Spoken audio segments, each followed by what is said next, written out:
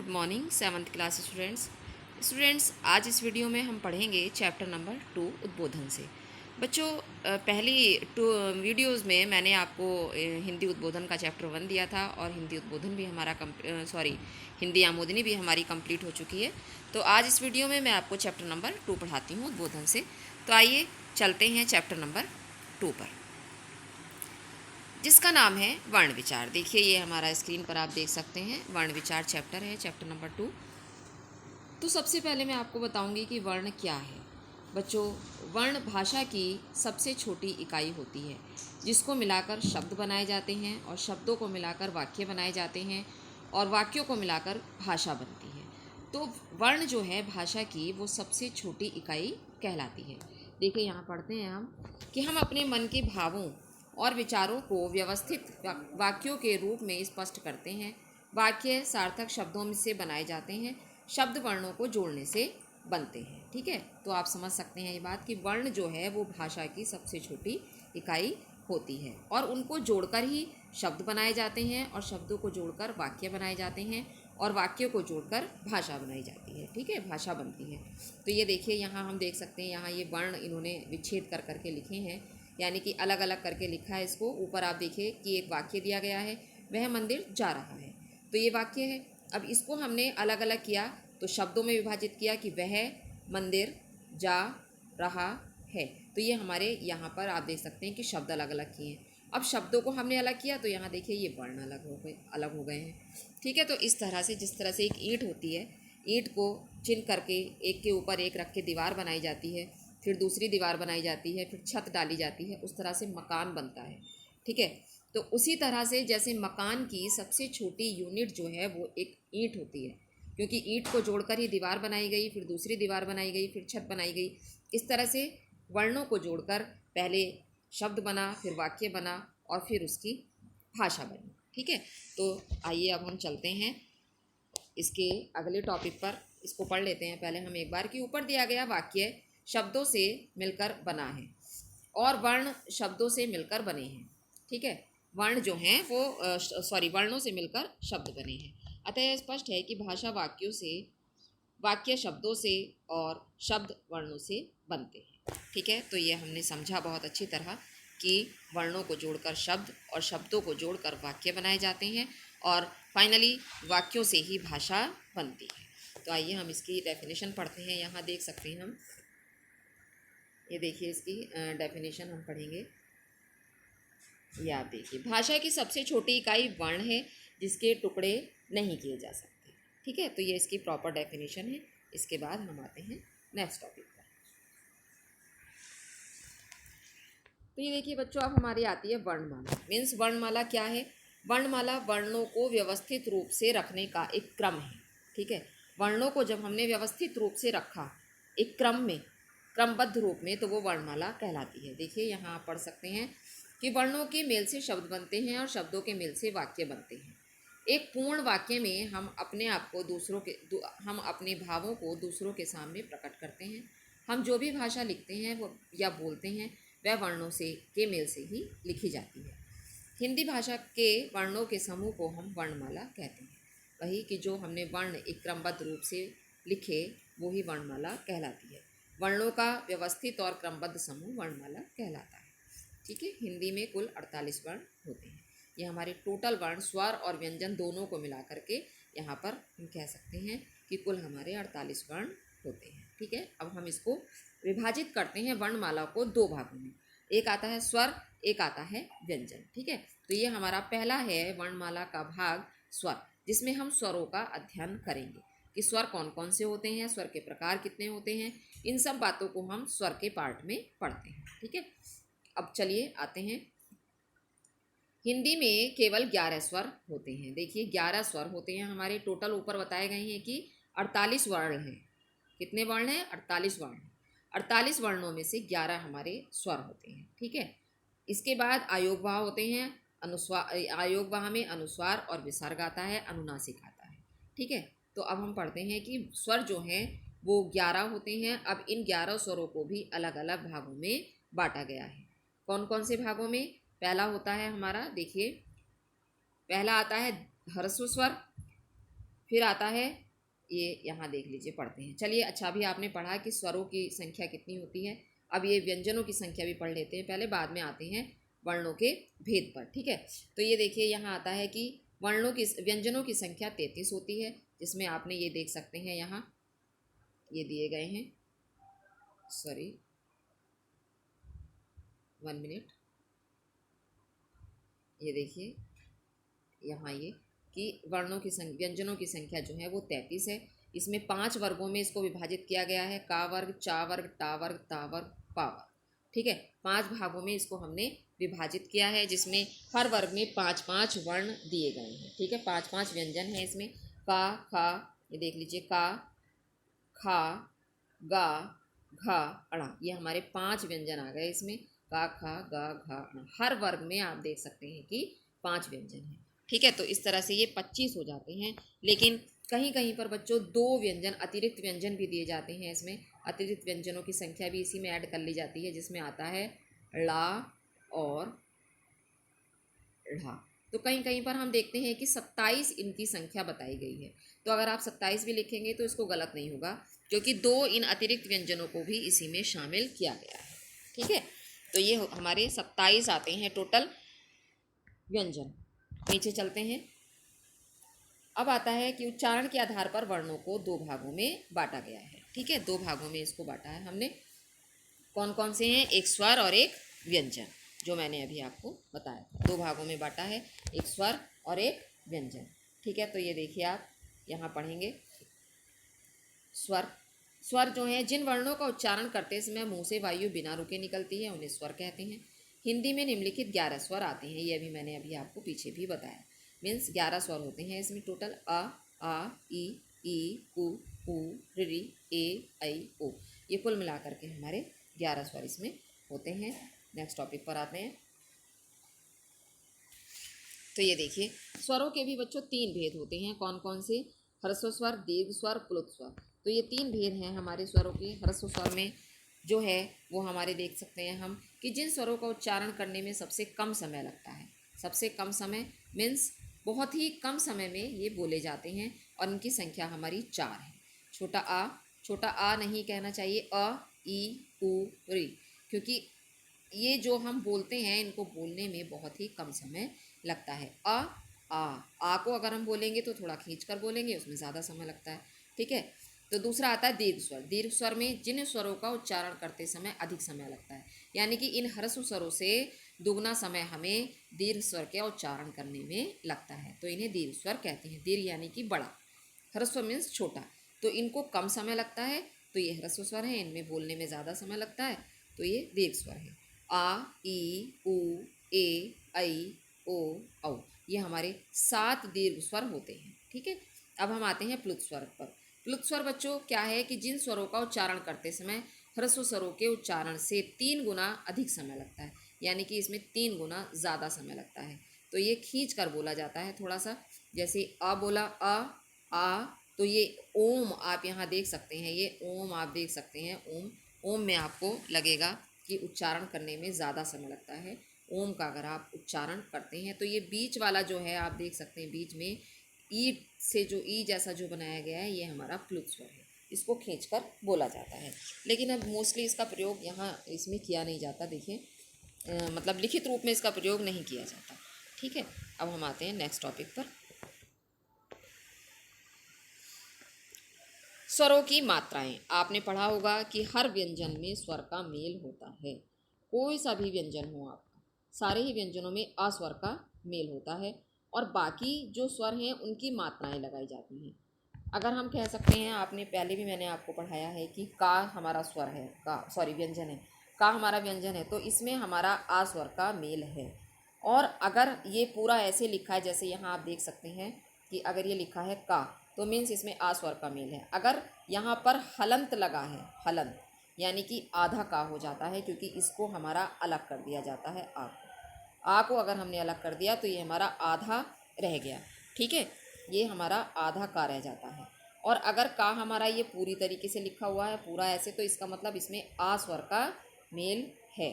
ठीक है, और बाकी स्वरों की जो है मात्राएं लगाई जाती हैं। सपोज का है, का पर हमने लिखा का, तो का पर अगर हम देखेंगे तो ये आ है, आ का आ स्वर का मेल है इसमें, तो जब हम इसको अलग करके लिखेंगे तो ये आ जाएगा इस तरीके से का, और यहाँ जो है ये हमारा इसको हटा देंगे और यहाँ पर हमारे हलंत बच जाएगा, का प्लस आ यानी कि का हो जाएगा ये। ठीक है, तो इसको हम देख सकते हैं इस तरीके से कि बाकी स्वरों की मात्राएं होती हैं। आप यहाँ देखिए, आ की मात्रा हो गई है यहाँ, देखिए ये छोटी ई की हो गई, ये आ की हो गई यहाँ, तो का हो गया, की हो गया, यानी कि ये जो मात्राएं हैं इनके स्वरों को हमें अलग करके लिखना है।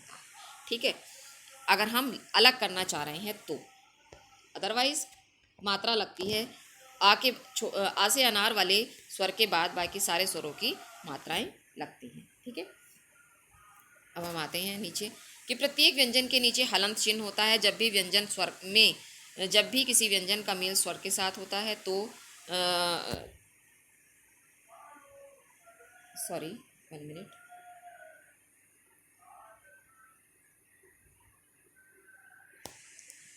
चिन्ह का लोप हो जाता है, हलंत चिन्ह का लोप हो जाता है और व्यंजन उच्चारण के योग्य बन जाता है। ठीक है, तो जब हम इसमें मात्रा का मेल करते हैं, मात्रा वाले स्वर का, तो हलंत जो है वो इसमें से ख़त्म हो जाता है और उच्चारण जो है करने के योग्य वो व्यंजन बन जाता है। अब हम आते हैं नेक्स्ट टॉपिक पर। देखिए ये किस तरह से, इसमें आप ऊपर देख सकते हैं ये कि यहाँ किस तरह से इन्होंने यहाँ पर अलग करके लिखा है। जैसे ये है गा के नीचे हलंत लगा हुआ है, इसमें आ स्वर का मेल है, तो आप ये देख लीजिए गा इधर लिखा हुआ है पूरा, यहाँ हलंत नहीं लगा है, इसका मतलब यहाँ पर आ स्वर का मेल है और ये अपने आप में कंप्लीट है गा।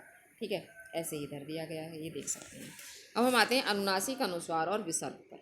जिस वर्ण का उच्चारण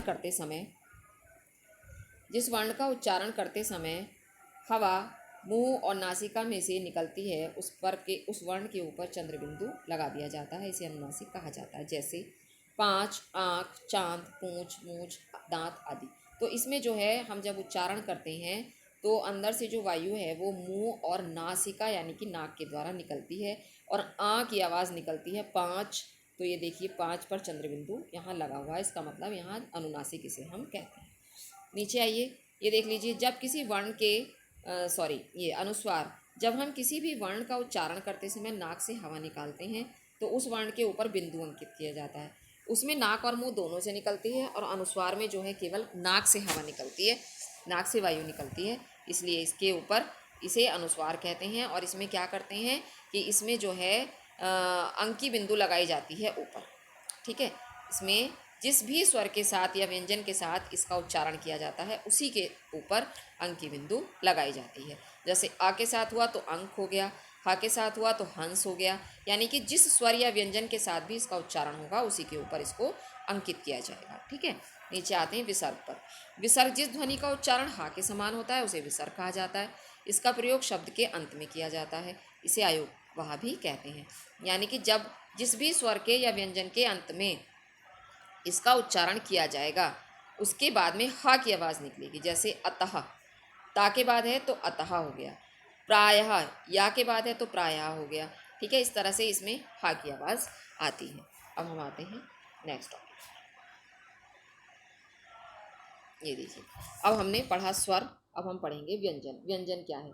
व्यंजनों के उच्चारण में स्वरों की सहायता लेनी पड़ती है। वे वर्ण जिनका उच्चारण करते समय हवा रुककर मुख से बाहर आती है उसे व्यंजन कहा जाता है।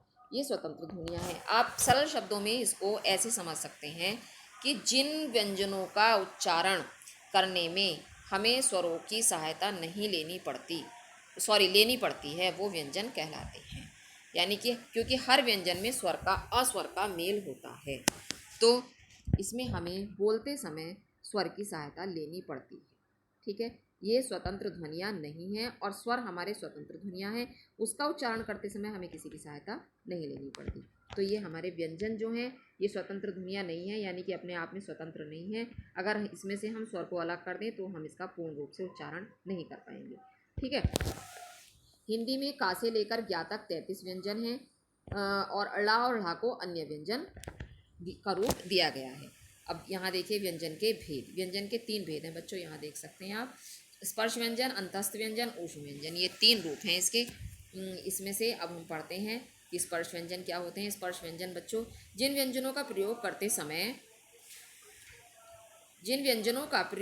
समय मुंह से निकलने वाली वायु किसी न किसी भाग का स्पर्श करती हुई बाहर आती है, उन्हें स्पर्श व्यंजन कहा जाता है। जैसे यानी कि जो हमारी मुंह में से जब हवा निकलती है वो किसी न किसी भाग को स्पर्श करती है, इसीलिए इन्हें स्पर्श व्यंजन का नाम दिया गया है। का वर्ग में 5 आ जाते हैं, चा वर्ग में 5 आ जाते हैं, ये इस तरह से हर वर्ग में 5 व्यंजन आपके आते हैं, ठीक है। और 2 आपके ये अतिरिक्त व्यंजन हैं, इधर देखिए ड़ा और ढ़ा, ये मैंने अभी आपको पहले भी समझाया था, ठीक है। अब चलते हैं नेक्स्ट टॉपिक। दूसरा है हमारा अंतस्थ व्यंजन। अंतस्थ व्यंजन वे व्यंजन जिनका उच्चारण करते स्वरों तथा व्यंजनों के मध्य होता है, उन्हें अंतस्थ व्यंजन कहा जाता है। यानी कि स्वर और व्यंजनों के बीच में जिनका उच्चारण होता है वो अंतस्थ व्यंजन कहलाते हैं। इनकी संख्या 4 होती है, या, रा, ला, वा, ये 4 हमारे अंतस्थ व्यंजन हैं, ये आप देख सकते हैं यहाँ। तीसरा आता है ऊष्म व्यंजन। ऊष्म व्यंजन वे वर्ण जिनका उच्चारण करते समय मुंह से ऊष्मा गर्मी मुंह में ऊष्मा यानी कि गर्मी पैदा होती है, उन्हें ऊष्म व्यंजन कहा जाता है। इनकी संख्या 4 है। अंतस्थ व्यंजन भी आपने पढ़ा कि 4 होते हैं और ऊष्म व्यंजन भी हमारे 4 होते हैं।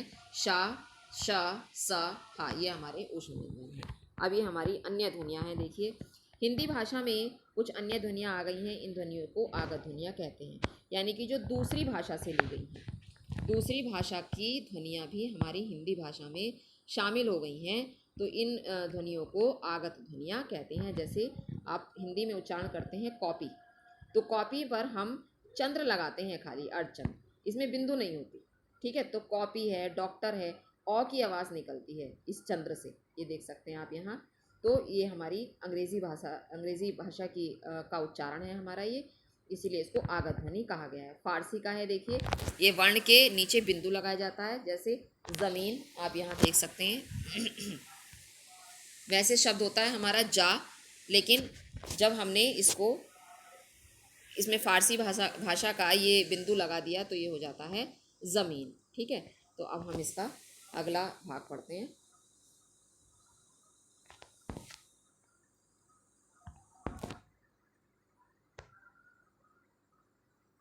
कागज़। कागज़ में भी देखिए यहाँ पर आप देख सकते हैं जा के नीचे बिंदु लगा हुआ है, तो ये हमारी आगत ध्वनि है, ये उर्दू भाषा से लिया गया है, तो ये कागज़ हो गया, ठीक है। अब हम आते हैं अगले टॉपिक पर। बच्चों ये हमारे संयुक्त व्यंजन हैं, आप यहाँ देख सकते हैं संयुक्त व्यंजन कि किस तरह से हमारे संयुक्त व्यंजनों को यहाँ रूप दिया गया है, कैसे बनाते हैं संयुक्त व्यंजन।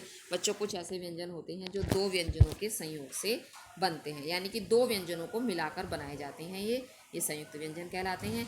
जैसे यहाँ देखिए ये लेकिन भिन्न भिन्न व्यंजन होते हैं, सेम नहीं होते। जैसे का और शा को मिलाकर क्षा बना, ता और रा को मिलाकर त्रा बना, शा और रा को मिलाकर श्रा बना, जा और या को मिलाकर ज्ञा बना। तो ये आप देख सकते हैं यहाँ ये संयुक्त व्यंजनों से बनने वाले शब्द हैं, और ये हमारे 4 संयुक्त व्यंजन होते हैं। यहाँ आप देख सकते हैं इसको कि 4 हमारे ये संयुक्त व्यंजन हैं, ठीक है।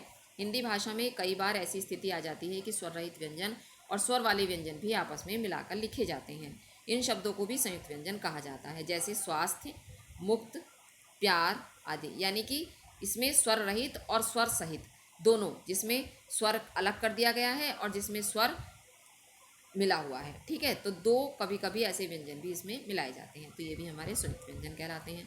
अब आता है द्वित्व व्यंजन। वे स्वर रहित व्यंजन जो स्वर संयुक्त व्यंजनों के साथ संयुक्त रूप से उच्चारित किए जाते हैं, यानी कि जिसमें पहला स्वर रहित होता है और दूसरा स्वर सहित होता है। आप ये देख सकते हैं इसमें, जैसे कुत्ता है, कुत्ता में एक पहला वाला जो ता है इसमें स्वर नहीं है, यानी कि आधा ता है, और बाद वाला जो ता है इसमें स्वर मिला हुआ है, यानी कि आ स्वर मिला हुआ है। तो ये कुत्ता यानी कि पहले में स्वर रहित है ता और दूसरा ता स्वर सहित है, तो इस तरह से ये द्वित्व व्यंजन कहलाते हैं। लेकिन इसमें आप बच्चों एक बात ध्यान रखेंगे कि ये सेम व्यंजन होते हैं, पहला व्यंजन और दूसरा व्यंजन एक, यानी कि आधा और उसके बाद वाला व्यंजन सेम होगा। आधा चा पूरा चा, आधा जा पूरा जा, तो ये सेम ही व्यंजन होंगे जो द्वितीय व्यंजन होते हैं, और संयुक्त व्यंजन में भिन्न भिन्न व्यंजन आते हैं, ठीक है। तो अब हम इसके नेक्स्ट टॉपिक पर चलते हैं। नेक्स्ट हमारा टॉपिक है इसका उच्चारण के आधार पर व्यंजनों के भेद, यानी कि जैसे हम उच्चारण करते हैं उसी के अकॉर्डिंग हमारे इन व्यंजनों को विभाजित किया गया है। पहला आता है अल्प प्राण। देखिए यहाँ पहला हमारा अल्प प्राण आता है, दूसरा है महाप्राण। अल्पप्राण, जिन वर्णों का उच्चारण करते समय मुंह वायु मुंह से कमजोर होकर और कम निकलती है उन्हें अल्पप्राण कहा जाता है। यानी कि थोड़ी जल्दी निकलती है, इसको हम ये कह सकते हैं, कमज़ोर नहीं कह सकते। कमज़ोर का मतलब है कि जल्दी, थोड़ा सा जल्दी उच्चारण करते हैं, जैसे क, ग, ड़, यानी कि ये आधे व्यंजन हैं और इनको उच्चारण करने में थोड़ा सा कम समय लगता है। और इसको जो है, इसको जोड़ देकर बोला जाता है महाप्राण को। जिन वर्णों का उच्चारण करते समय वायु अधिक मात्रा में जोर से निकलती है, यानी कि जोड़ देकर बोला जाता है। ख, घ, छ। तो आप बोलकर देखेंगे इसको तो आपको पता चलेगा कि क बोलने में इतना जोर नहीं दिया गया, ख बोलने में थोड़ा जोर दिया गया। तो जिनको कम जोर देकर बोला गया, वो कमज़ोर होकर उसकी ध्वनि निकली थोड़ी, तो वो अल्पप्राण है। और महाप्राण यानी कि जिनको अधिक मात्रा में और जोर से निकलती है वायु थोड़ी सी, तो वो महाप्राण कहलाता है। ठीक है, इसके बाद हम देखते हैं उच्चारण संबंधी अशुद्धियाँ। तो इसमें बच्चों आती हैं, आप देख सकते हैं कि यहाँ उच्चारण संबंधी अशुद्धियाँ दी गई हैं। इसमें असमान, आसमान, ये कुछ ऐसे शब्द हैं जिसको हम प्रयोग करते हैं आम भाषा में, जैसे बोलते हैं वैसे ही इसको हम उसमें भी प्रयुक्त करते हैं लिखने में। ठीक है, तो हम ये कह सकते हैं कि हमें जो जिस तरह से हम उच्चारण करते हैं उसी तरह से हम लिखते भी हैं, इसीलिए हमें हमेशा सही रूप में बोलना चाहिए और सही रूप में ही उसको लिखना चाहिए। ठीक है, जब हम बोलेंगे सही तो लिखेंगे भी सही। तो उच्चारण जब तक हमारा सही नहीं होगा तो हम लिख भी सही नहीं सकते और उसको पढ़ भी नहीं सकते। तो आसमान जैसे हम नॉर्मली बोल देते हैं, लेकिन आसमान इसका सही शब्द होता है। ठीक है, आकाश मीन्स आकाश, बूढ़ा बूढ़ा नहीं होता, बूढ़ा होता है। ठीक है, इस तरह से हम समझ सकते हैं कि ये जो है हमारे उच्चारण में हमारी गलतियाँ होती हैं और उसको हमें शुद्ध रूप में हमेशा करना चाहिए, तभी हम सही इसको लिख सकते हैं। ठीक है, आप इसको खुद पढ़ सकते हैं एक बार पूरी टेबल को। नेक्स्ट, ये सिर्फ आपको पढ़ना है। उसके बाद आता है, देखिए कि याद रखने योग्य। याद रखने योग्य में मैं पहले भी बताती हूँ कि ये पूरे लेसन के मेन पॉइंट्स होते हैं, इसमें आपको ज़रूर पढ़ना चाहिए। कभी कभी इनसाइड द चैप्टर आता है तो इसी में से आ जाता है और इससे आपको पूरे चैप्टर की नॉलेज भी होती है। अब हम आते हैं एक्सरसाइज पर। क्वेश्चन आंसर्स मैं लास्ट में आपको दूंगी, अभी पहले हम एक्सरसाइज करते हैं। तो पहली एक्सरसाइज है हमारी, सही शब्द, सही वाक्य के सामने सही और गलत वाक्य के सामने गलत का चिन्ह लगाइए। देखिए, हिंदी वर्णमाला में कुल 48 वर्ण हैं, सही है। हिंदी में कुल 13 स्वर हैं, ये देखिए यहाँ मैंने इसको थोड़ा जूम कर दिया है कि हिंदी में कुल 13 स्वर हैं, बिल्कुल गलत है क्योंकि 11 स्वर हैं। व्यंजनों का स्वर के बिना कोई अस्तित्व नहीं होता, बिल्कुल सही बात है। व्यंजनों का स्वर के बिना कोई अस्तित्व नहीं है क्योंकि उनकी आवाज़ स्वर के मेल से ही कंप्लीट निकलती है, अदरवाइज उनका उच्चारण आधा अधूरा रहता है। अनुस्वार वर्णों का उच्चारण नाक तथा मुंह से होता है, बिल्कुल गलत है। इसका उच्चारण केवल नाक से होता है, मुंह से नहीं निकलती इसकी आवाज़। वर्ण भाषा की सबसे छोटी इकाई होती है, सही है ये। वर्णों के टुकड़े भी किए जा सकते हैं, नहीं किए जा सकते, गलत वाक्य है ये। वर्णों को अक्षर भी कहा जाता है, बिल्कुल सही, वर्णों को अक्षर भी कहा जाता है। ठीक है, अब नेक्स्ट एक्सरसाइज पर, नेक्स्ट एक्सरसाइज देखते हैं क्या है।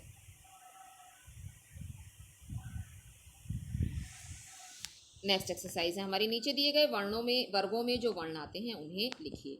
तो यहाँ देख लीजिए, ये मैंने आपको अभी पीछे समझाया है कि ये 5 वर्ग हमारे होते हैं और 5 वर्गों में जो जो वर्ण आते हैं वो ये यहाँ दिए गए हैं। और ये यहाँ देखिए जो मैंने ये लिखे हैं, ये 2 हमारे अतिरिक्त हैं, ला और अढ़ा, ये मैंने अभी आपको पीछे भी समझाया था। तो ये वैसे 25 होते हैं, लेकिन इनको 2 को प्लस करके ये कितने हो जाते हैं, ये 27 हो जाते हैं। ठीक है, तो ये इस तरह से हम देख सकते हैं। नीचे एक्सरसाइज है आपकी, क्षात्राज्ञा और श्रात्राज्ञा औरक्षा का प्रयोग करते हुए 2 शब्द बनाने हैं। तो श्रा से बने श्रमिक और श्रवण, त्रा से बने त्रिशूल और पत्र, ज्ञा से बने ज्ञान और ज्ञानी, औरक्षा से बने क्षति और क्षत्रिय। ठीक है, तो ये हमारी एक्सरसाइज कंप्लीट हो गई यहाँ। अब हम आते हैं इसके क्वेश्चन आंसर पर। ठीक है, क्वेश्चन आंसर्स देखते हैं। तो फर्स्ट क्वेश्चन है बच्चों इसका, वर्ण से आपका क्या अभिप्राय है। भाषा की सबसे छोटी इकाई वर्ण कहलाती है क्योंकि वर्णों के टुकड़े नहीं किए जा सकते, वर्ण को अक्षर भी कहा जाता है। ठीक है, अब हम दूसरा क्वेश्चन पर आते हैं। दूसरा क्वेश्चन क्या है, हिंदी में वर्णों की संख्या कितनी है। तो हिंदी में वर्णों की संख्या 48 है बच्चों, ये आपने अभी चैप्टर में पीछे पढ़ा कि हिंदी में वर्णों की संख्या 48 है। नेक्स्ट क्वेश्चन है, व्यंजन किसे कहते हैं। तो ये देख लीजिए, व्यंजनों के उच्चारण में स्वरों की सहायता लेनी पड़ती है। वे वर्ण जिनका उच्चारण करते समय वायु रुककर मुख से बाहर आती है उन्हें व्यंजन कहा जाता है। ये स्वतंत्र ध्वनियाँ नहीं है। हिंदी में का से ज्ञा तक 33 व्यंजन होते हैं। ला और ढ़ा 2 अन्य व्यंजन कहलाते हैं। ठीक है, ये अभी मैंने आपको पहले भी समझाया। तो ये थर्ड क्वेश्चन हमारा है। फोर्थ है, स्वर किसे कहते हैं? स्वर के भेद का वर्णन कीजिए। जिन वर्णों का उच्चारण करते समय मुंह से वायु बिना रुके निकलती है उन्हें स्वर कहते हैं। हिंदी में 11 स्वर होते हैं। ठीक है, आपने ये भी पहले पीछे पढ़ा कि 11 स्वर होते हैं। चार जो है वो ह्रस्व स्वर होते हैं और 7 जो हैं वो दीर्घ स्वर होते हैं। ठीक है, इस तरह से 11 स्वर होते हैं। अब आता है कि स्वर के कितने भेद होते हैं। तो बच्चों, स्वर के 3 भेद होते हैं, ह्रस्व स्वर, दीर्घ स्वर और प्लुत स्वर। ये 3 इसके भेद होते हैं। ठीक है, अगला आता है, व्यंजन किसे कहते हैं? व्यंजन और ये कितने प्रकार के होते हैं? तो वे वर्ण जिनका उच्चारण करते समय मुंह में ऊष्मा पैदा होती है उन्हें ऊष्म व्यंजन कहा जाता है। जैसे शा, श, स, हा। ये अभी मैंने आपको जब चैप्टर एक्सप्लेन किया था तब भी समझाया था। अंतस्थ व्यंजन की परिभाषा दीजिए। वे व्यंजन जिनका उच्चारण स्वरों तथा व्यंजनों के मध्य होता है उन्हें अंतस्थ व्यंजन कहा जाता है।